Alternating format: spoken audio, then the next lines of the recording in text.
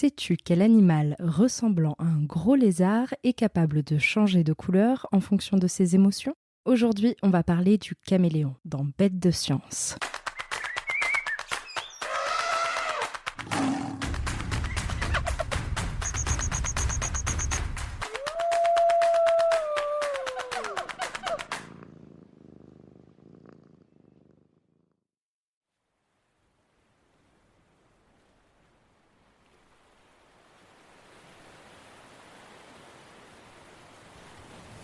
Nous voici dans un paradis de la biodiversité, l'île de Madagascar.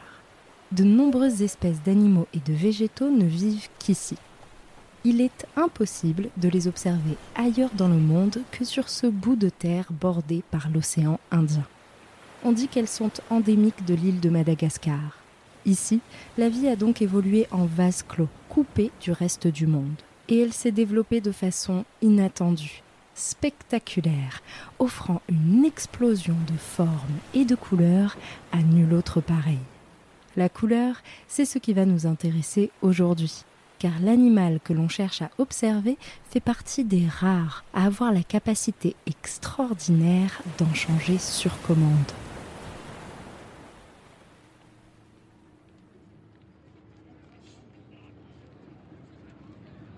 Depuis Antananarivo, la capitale, nous suivons la route qui mène vers le nord, en quête d'un joyau, la forêt primaire de Madagascar. Une forêt primaire, c'est un lieu d'exception. Préservées de toute activité, ces forêts originelles sont le refuge d'innombrables espèces qui peuvent y vivre loin du vacarme et des activités polluantes des humains. C'est dans cette forêt qu'a par exemple été découverte l'orchidée la plus moche du monde, Gastrodia anicellus, dont la fleur a des airs de bouche béante et visqueuse. Ou encore l'espèce Brookesia nana, un minuscule caméléon d'à peine 1 cm de long, le plus petit au monde. Car à Madagascar vivent près de la moitié des espèces de caméléons connues sur Terre. Et nous avons aujourd'hui rendez-vous avec l'une d'entre elles. Nous y voici. Sur son arbre, dans la moiteur du climat tropical, se dessine une silhouette aux allures de dinosaure miniature. Un gros lézard se prélasse au soleil. C'est un caméléon de l'espèce Furcifera oustaleti, le caméléon géant de Madagascar. Cette espèce emblématique peut mesurer jusqu'à 70 cm de long. Il arbore une couleur qui varie du marron au vert, tacheté de blanc ou de jaune, et une crête parcourt tout le long de son corps de petites pointes dentelées.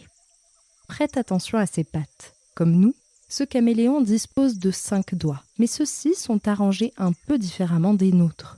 Alors que chez nous, le pouce s'oppose au reste des doigts pour former une pince, on dit tout simplement qu'il est opposable, chez notre ami, on trouve 2 doigts d'un côté et 3 doigts de l'autre pour s'agripper aux branches. C'est un peu comme si tu saisissais une bouteille d'eau en plaçant ton pouce et ton index du même côté. Ça peut te sembler peu pratique, mais pour le caméléon, c'est tout naturel.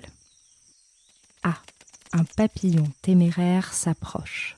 Il prend un grand risque, car les caméléons raffolent des insectes et peuvent même engloutir des oiseaux ou de petits rongeurs. Attention petit papillon, le caméléon, avec ses yeux proéminents et indépendants l'un de l'autre, qui tournoient dans leurs orbites, est à l'affût. Rien ne lui échappe. Hop, regarde. En un instant, la langue du caméléon, comme montée sur ressort, jaillit à toute vitesse et fond sur le papillon. Il ne peut échapper à l'attaque, car cette langue est d'une longueur exceptionnelle, et son extrémité visqueuse englue ses proies. Le petit papillon a déjà rejoint les profondeurs de l'estomac du lézard. Il n'avance peut-être pas bien vite sur sa branche, mais pour la chasse, il est imbattable. Les caméléons sont des animaux fascinants à plus d'un titre, mais une de leurs capacités a fait toute leur renommée. Ils sont capables de changer de couleur. Pendant longtemps, on a cru que ce super pouvoir leur permettait de se fondre dans n'importe quel environnement, pour y passer incognito. Bref, qu'ils servaient à se camoufler. Mais les chercheurs ont découvert que la réalité est un peu plus complexe que cela. Pour percer les mystères de la couleur des caméléons, direction l'Arizona, aux États-Unis. Tu vas voir que notre extraordinaire lézard a plus d'un tour dans son sac.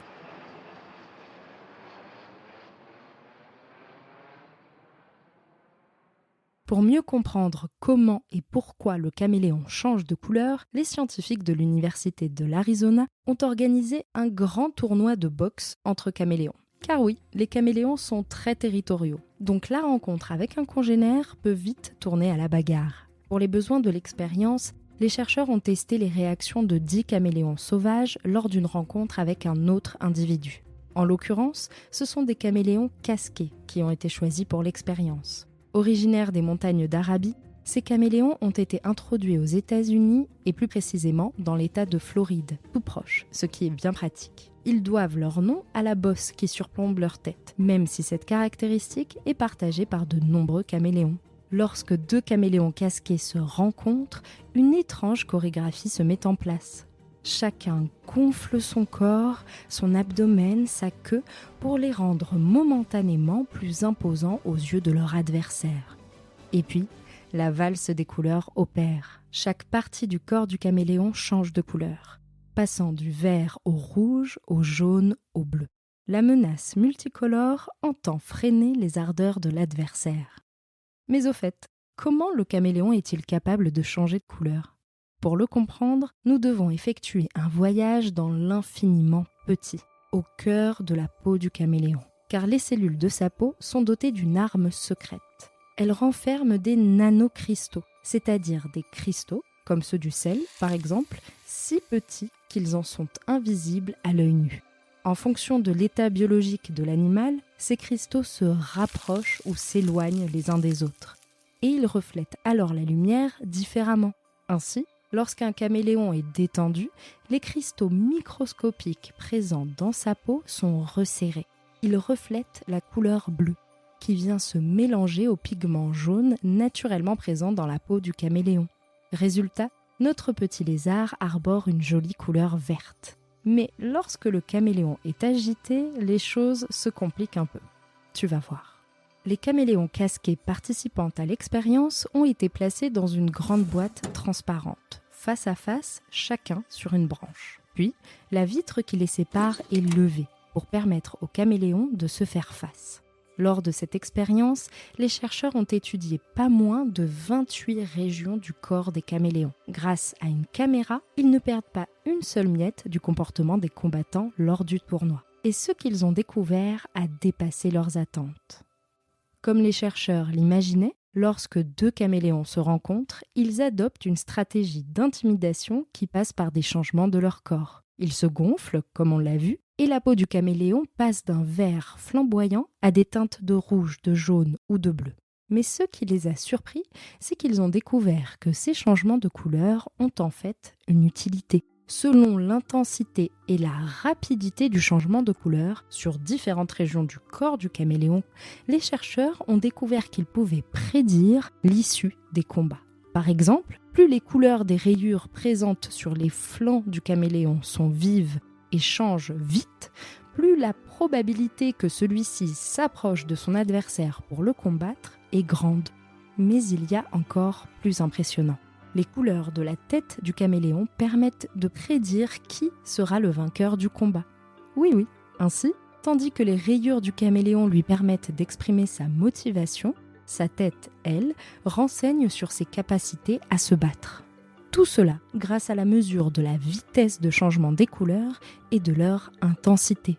Et c'est un pouvoir bien utile aux caméléons, car au moment de se battre, les caméléons se tournent légèrement sur le côté, laissant apparaître leurs rayures aux yeux de leur adversaire. Une façon de dire « je suis prêt à en découdre » ou au contraire « je suis un partisan de la paix ». Lorsque le combat se confirme, les 2 caméléons s'approchent l'un de l'autre pour pouvoir s'adonner à ce que l'on appelle un combat de tête. C'est alors que la couleur de la tête renseigne chacun sur les capacités de l'adversaire qu'il doit combattre. Pratique, n'est-ce pas ? Ainsi, contrairement aux idées reçues, les caméléons ne changent pas de couleur pour se fondre à la perfection dans n'importe quel fond coloré, mais plutôt pour communiquer leurs émotions, comme la motivation à se battre, ou pour renseigner sur leurs capacités. Mais ce n'est pas tout. Les caméléons sont ectodermes, c'est-à-dire qu'ils puisent la chaleur de leur environnement pour garder leur corps à la bonne température toute l'année. Ces as de la survie sont donc aussi capables de changer de couleur pour s'adapter aux variations de la météo et toujours rester en dessous de 20 degrés.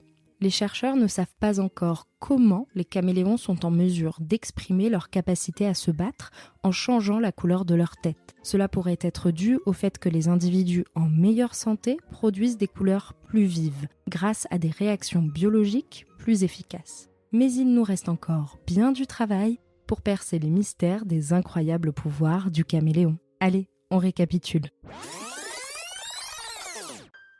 Le caméléon est un animal appartenant à la famille des lézards. Omnivore, il mange de tout, même s'il raffole principalement des insectes. Cet animal solitaire et territorial attrape ses proies grâce à sa langue gluante, qui est tout aussi longue que son corps. Il fait partie des rares animaux, avec les poulpes par exemple, à pouvoir changer de couleur. Les chercheurs ont découvert que cette capacité leur permet d'exprimer leurs émotions, leur capacité de combat ou encore de réguler leur température. Alors, pas si bête le caméléon. Merci d'avoir suivi cet épisode de Bête de Science.